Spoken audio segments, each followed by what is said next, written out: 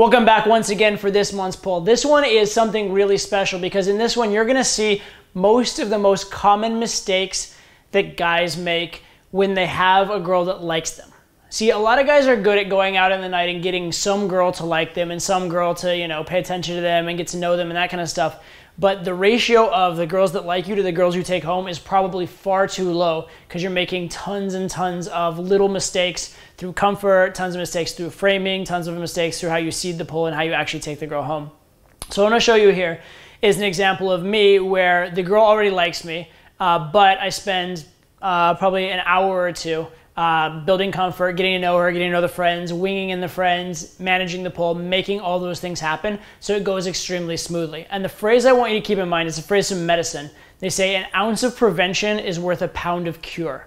All right, the idea being if you deal with the problem before it happens, it's not a big deal. If you deal with the problem after it happens, it becomes a huge fiasco. And so the reason this poll looks so smooth and it looks so easy, and the reason the girl's chasing me and it just seems like almost a foregone conclusion is because I'm doing everything before it's a problem rather than afterwards. So with that said, let's crack into it and I'll show you what I mean. So quick background on the set. This was actually when I was teaching a boot camp. And so what had happened is I opened this girl and her friends earlier with the students. And so I kind of got them into the interaction and winged them off with all the different students. I talked to this girl a little bit, but mostly I was sort of just ignoring the group and just being the cooler person, right? So I was the facilitator of the conversation. I was the one doing some emotional spiking, but I hadn't really spent the time to get to know them or to participate that much in the interaction. But this girl was pretty cute, so I happened to see her later, and she was like on the dance floor, so I started talking to her and dancing with her, and we're gonna pick it up where I've been dancing for a bit, and now we're gonna start the conversation. So that's where we pick up this set. I absolutely adore your body. What? I absolutely adore your body.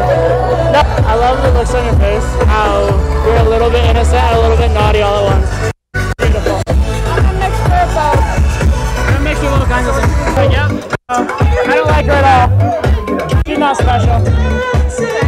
You're welcome. I don't want to be special. Really? Why not? Alright, so what you see here is I'm not holding back with compliments. I'm very willing to show intent. I'm very willing to be manly, even very willing to give her compliments.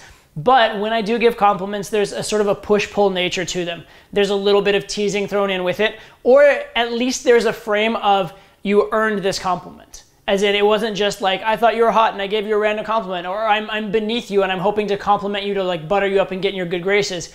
All the compliments I give are either from the frame of, I'm not sure about you, but there's this good thing, that's a push-pull, or they're from the frame of, I'm amazing, and you know what? I'm starting to realize you might be kind of cool as well. So they're compliments given from a frame of higher value, and that's very critical. It's very critical that everything I do, it's always coming from the frame and the idea in my head that I'm a high value and she needs to prove herself to me as opposed to the other way around. Now, a lot of people ask, how do you assert this frame? How do you make it happen?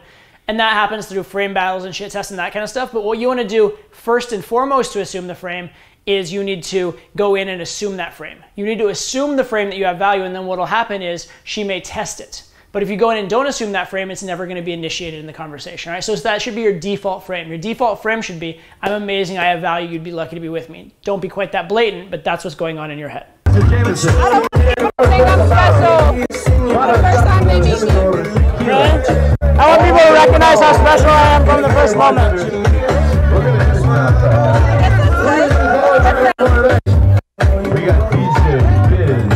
Well, I can pretend you're not special, but you're at least a little special because you handle me very well. Most girls just crumble around me. They just turn into like giggly little crumbling messes. You can actually stay a real human being. It's rare.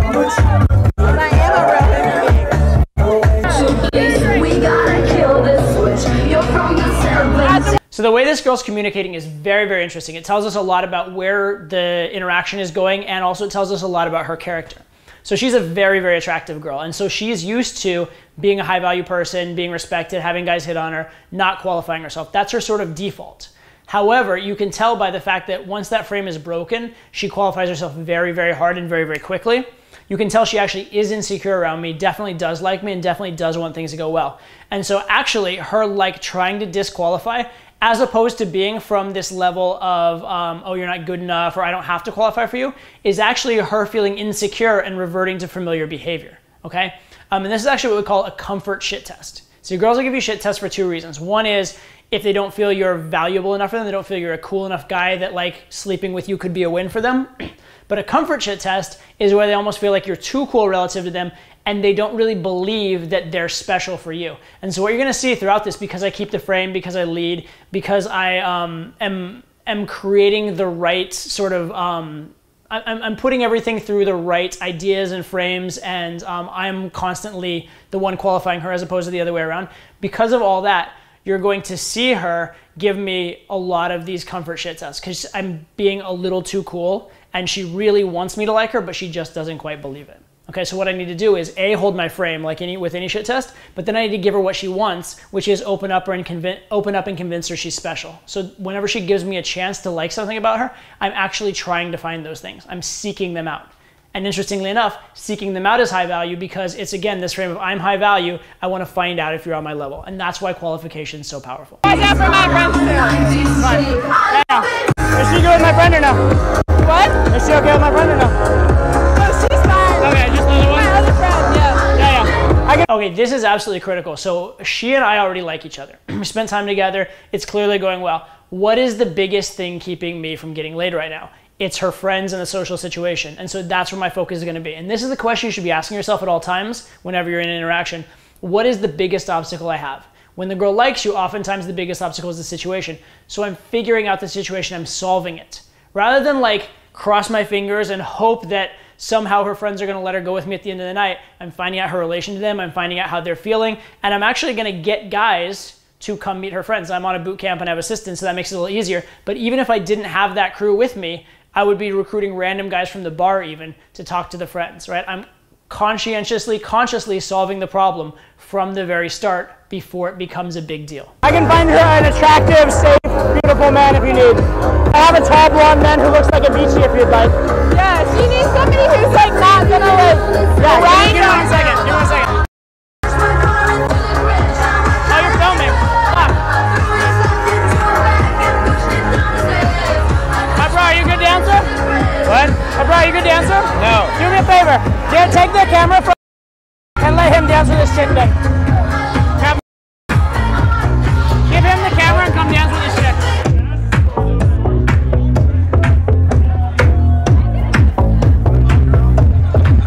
I can't believe it. Where's the other friend? Girl got some ass, I wanna see it. No, this is my brother. Kind of amazing.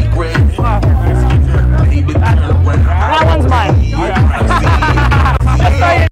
And that's just good wing. You bring your friend in the right place in the set, you guide him to the right place, and if he doesn't go to the right place, you say, hey, that one's mine, or hey, no, this is the deal. Make sure there's strong communication between you and your wingman. If you and he don't communicate, you're gonna have big problems. So even if it's a little awkward at the start, or even if you have to do something a little awkward to communicate, that's super critical. If you and your wingman are on the same page, you're gonna do really well. seriously, I'm not nice, I'm not sweet. Really? Yeah.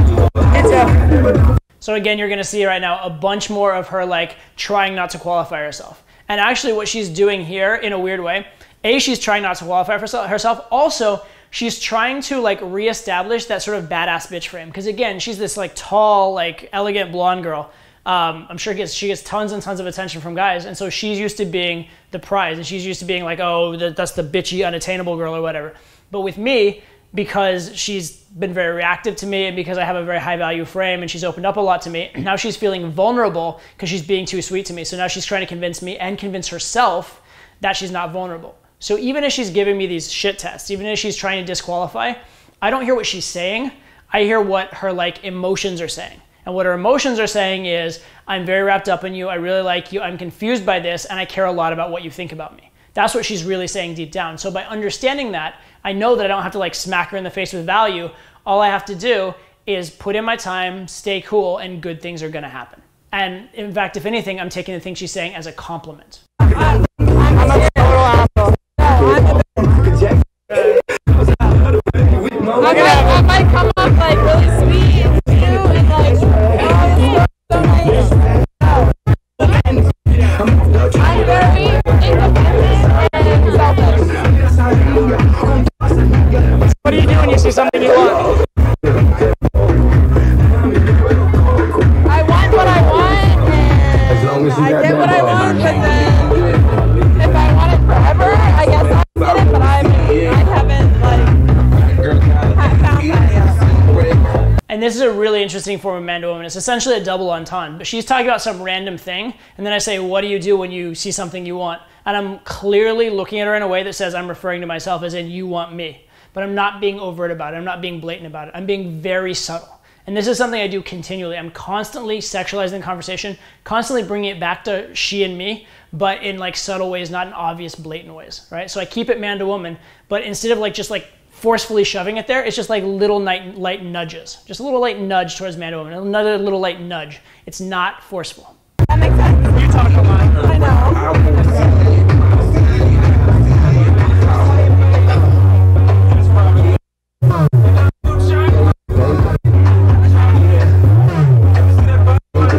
And here I go for the kiss. Obviously she's very reactive to me, but she's yammering on. It's hard to kiss a girl who's talking, so that's why I like basically shut her up in order to kiss her. I'll do that sometimes like shh, or you talk a lot, or come here. Like something like that, something to just break the state, get her to be quiet, get her to focus on me, because that's a state where kissing can happen. Because I know emotionally, in terms of liking me, she's there, but you still have to create the right moment, right? There's two things for a kiss, actually maybe three things for a kiss. Is she has to like you enough, you have to create the right moment, and then you have to have like the balls to make a move. So those are the three things you need. That makes sense. You talk a lot. I know.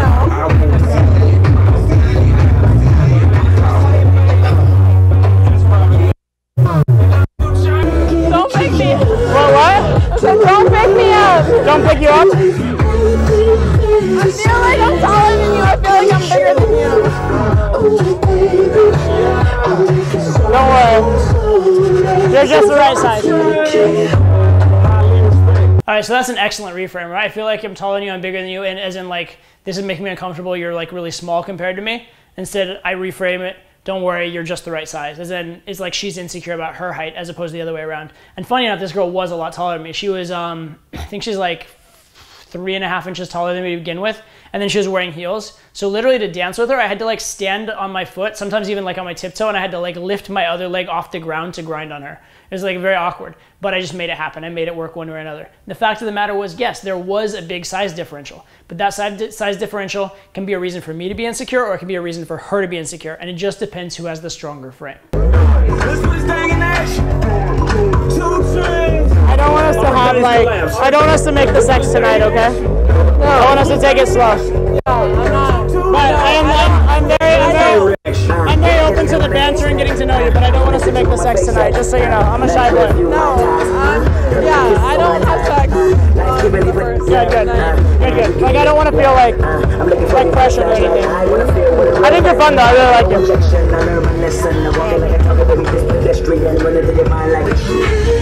can't handle you. You what? You can't look at me? You say you can't look at me? I said I can't handle you. I know, very few girls can. What? Very few girls can. I just like it because you're like mature. Because I'm mature? Is that bad? It's okay, I guess. I mean, I'm 23. I feel like I'm super mature, but any guys younger than me or my age are not. Yeah, just idiots, right? Yeah. It's not their fault, they're just like they're inexperienced with the world. They're not actually idiots, they haven't gone into themselves yet. And so notice who's in the frame that the girl typically has. I'm actually in the typical female role. She's giving me lots of compliments. I'm the one saying nothing can happen between us. Basically what I've done is called stealing her frame. And the thing is, there are certain things that girls are gonna do that are obnoxious, or they get in the way of sex, or that slow things down, or create like awkward situations or distrust, whatever. If you can get those frames out of the way, either by using them in advance, like using them first, or by sort of like discrediting them before they happen. If you can do either of those things, then you solve the problem before it happens. And that's what you really want to be doing. So that's called stealing her frame. Very, very powerful technique, especially for advanced level game. Because advanced level game is where you go from you chasing them to them chasing you. And notice that in this interaction. I bet you're very popular in 6th grade. No, I was a loser. I had braces, acne. I want to see pictures. I do. That way when you break my heart, I can be like, this is what broke my heart. I can feel really pathetic. That's such a bitch. Where are my friends? Where are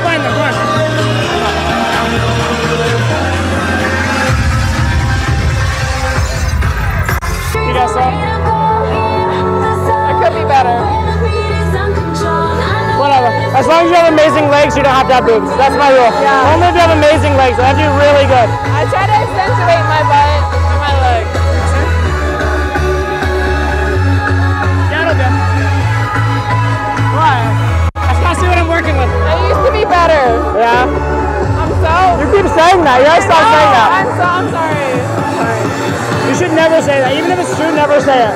Sorry. Me just spending time with her, spending time having fun. Again, I always keep that frame that I believe I'm high value, but I'm not forceful with it. I'm not like hammering over the head, I'm high value, I'm high value, I'm high value.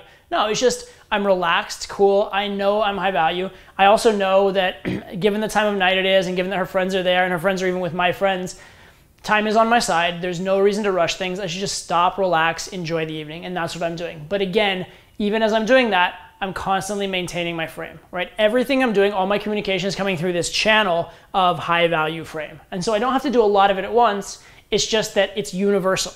Every single thing comes from that same high value channel. You are kind of awesome. That was my attempt of like getting them to dance together. I know, right? You know what? For that, what you just did, you gain massive respect in my eyes. Because it means you're a leader and you're ambitious enough to go after what you want. I know what I want. And you made... And I usually get it. Really? Well, don't get your hopes up, but I think you're okay. I noticed the misinterpretation. Always misinterpreting, always bringing it back to me and her, always sexualizing it, but again in subtle ways. And that's what you're going to keep seeing throughout. I might let this play just a little bit now, but that's what you're going to see a lot of, is me qualifying her, me holding my frame, and then me misinterpreting and just making it subtly man to woman. It's just that cycle over and over again, and then putting in my time. Right, that's it. The next thing you're going to see is you're going to see me move her to a place where we can get isolated and get to know each other a little bit more, and that's also very, very important. I knew you were going to be bad for me. What? I knew you were going to be bad for me. I told you, I'm bad. I'm not good. I'm sorry, you should go. Like, I'm getting to the point where I'm I probably should. Like, honestly. I'm getting to the point where like I start to like you a little bit. This is bad. This is bad. Don't like me. I swear to God. Okay, good. Promise me. Okay, look. Let's not ruin this with like facts and feelings. All right. Let's just have fun together. Okay. Yeah. Like in my life, you know, like living my life. But like I'm not where I want to be, so I need to get to where I want to be. So Then you can keep my attention for 4 years. you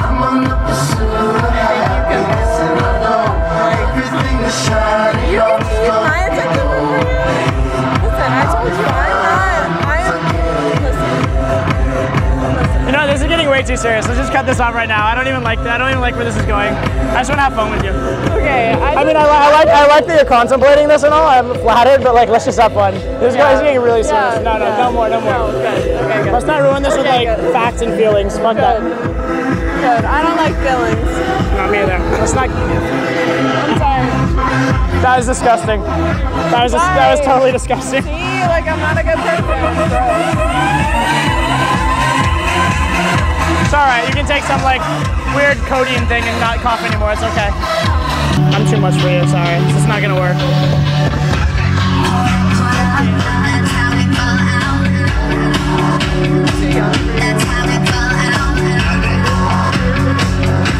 If by young you mean inexperienced, naive, and unable to like travel when she wants to, maybe. Yeah. Basically. I wish I could travel when I wanted to. I would love to travel when I wanted to and afford it. So let's see, it's my schedule is, let's see, Pittsburgh next weekend, which you're not coming to, so I already have like... I'm close to Pittsburgh. Are you really? Like my parents' house is Pittsburgh. Yeah. Maybe. And after that it's New York, Vegas. You come to Vegas for the weekend, that'd be interesting, because I'm actually staying in Vegas that weekend. And then after that you can't. It's Tokyo and Hong Kong. Which I guess... I've never been. Yeah, you miss a lot of class though if you came. Now what I just did there is kind of interesting. It could go one of two ways. On one hand, when you're trying to pull a girl, a lot of times you don't want to get too much like, get to know you, this could be a relationship, that kind of thing. And so you may want to like just distance it. I have this phrase I say where like, let's just have fun and let the grown-ups handle the serious stuff. And the idea there is that if there's not quite as much connection, then it's more this sort of like, let's just go with the moment, there's nothing to lose kind of a vibe. And that will make the girl want to have a one-night stand with you as opposed to dating you and having you be your boyfriend. On the other hand, you do want to convey value, and you do want to give the girl at least enough of like feeling like she gets to know you that she can sort of what I call suspend her disbelief about it being special. So what I'm doing here is kind of an interesting middle ground, because I'm talking to her about traveling with me, but I think she and I both know it's not real. So it's like this hypothetical thing where what I'm really doing is I'm conveying I have a really cool life, and it'd be cool if she were in it, i.e. I would be a win if she did get me as a boyfriend, but it's within the frame because she knows I'm only in town for a little bit, she knows I'm traveling, that there's no chance I really will be her boyfriend. So I think it's a good mix in this case, but you do want to be very careful about those frames. You want to watch really closely how much you're being boyfriend and how much you're being player, especially when you're going for a one-night stand. So be aware of that distinction. All right, so what you're gonna see from here on out is the actual poll. And there's a lot of little things going on. It may seem like it's a really easy poll, but there's a lot going on. First thing is the framing. Oh, our friends are all going to this place, would you like to come with? Which is actually true in a sense, in the sense that my friend suggested to me that maybe we should go there, and then I just assumed it was already on and told her as though her friends had already agreed to it. This is kind of funny because a lot of times when I'm with Wings, I will tell my girl that they decided to go somewhere, and he'll tell his girl that we decided to go somewhere, and neither of the girls actually made that decision, but both of them think their friend made the decision, so they're just going along with the flow. This is great because A, they go with you, but B, it just completely relieves them both of responsibility. Neither one feels responsible, neither one feels slutty, they all feel great, and they feel like their friend is really on board, so they stop worrying so much about their friends. This is a very, very good thing. It's kind of like playing one parent off the other, kind of. So that's very, very useful. You'll notice though, as we're leaving, it's already a foregone conclusion we're leaving. There's already that agreement, so you won't see me rushing, you won't see me being pushy, you won't see me being try-hard in any way. I'm just kind of assuming that it's gonna happen and going with the flow. Even when I run into obstacles, we run into obstacles with like the taxi in a little bit, and with the directions and location we're going, these all become difficult, but I don't get flustered, I don't get in a hurry, I don't lose my temper, I just stay calm, stay cool, and assume it's gonna happen. I kind of take the same frame I would if she was already my girlfriend, which is we'll get there eventually, let's just have fun in the meantime. If some weird shit happens that gets in the way, if anything, that's just funny or an interesting story for us. But the more you have that assumptive frame that it is on and it will work out, the more she'll take that frame and things will work out in your favor. Cool. I think your friends are coming with me and my friends to Zebra. You want to come with? Yeah, they're coming. Let's go.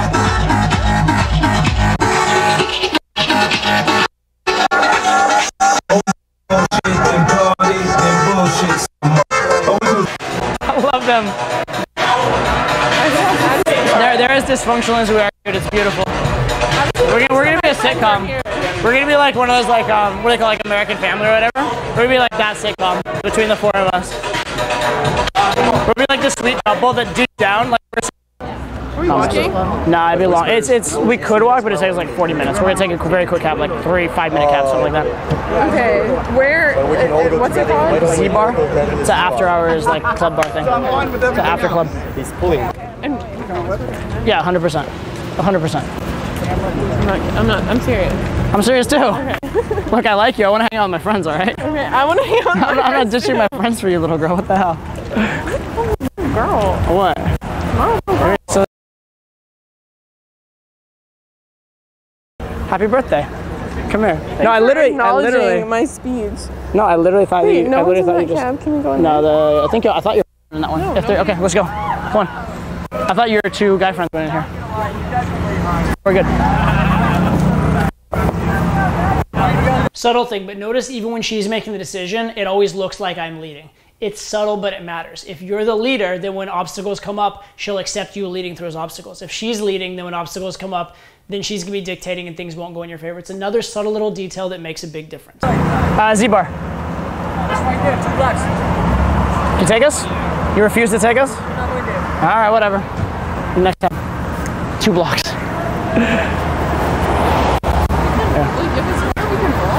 We can walk it if you want. It's like 2 blocks, like you said. I'm cool with that. You said it's Philly. No, I'm not from Philly, remember? Me either. If you're gonna walk. So yeah, when things go wrong, stay good-natured, stay in good humor, solve the problem, figure it out.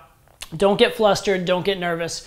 Remember that she wants it as much as you do, if not more. She just needs your help to make it okay and get out of her way, all right? So what you're gonna see from here is us manage this, then we'll start walking. We'll end up alone, kind of walking, getting to know each other better, which ends up being very good for the set. Can map it, walk, it's up to you, or we can take the cab. Either way, he said 2 blocks, but cab is whatever. It could be like 10 blocks and he just doesn't want to take us. Your call. I'll cab it, I'll walk it. No, I can walk if it's not 40 minutes. I'll map it, let's see. We shall see. see. I like you go after like you're like zero. Right here, I know. I have to map. I'm not from here, so I don't know how to get there. That's the problem. We just walk straight up. It's just left at the light. At the building with the flag on it. Before or after? Before? Okay, perfect. Perfect. Done.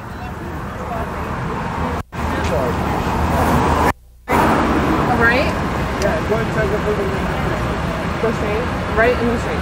Okay, thank you. Right? You mean he means left. You mean left in the straight, right? Left, right. Left, right in the straight. Okay, got it. All right, actually, I'll map it if we have to. That'd be good. I appreciate your reliance on yourself. Yeah, I'm pretty good with directions. What am I gonna do with you, little one? No. God, I came out tonight. I just planned to like have. I was there, but I don't wear bras. That was literally gonna be it. That's why I'm like, you still. You. Come here, you. So I wasn't trying to meet anyone tonight, but if I had to meet someone, I guess I'm kind of okay with it being you. Yes. Yeah, I guess. I'm glad. Shut up.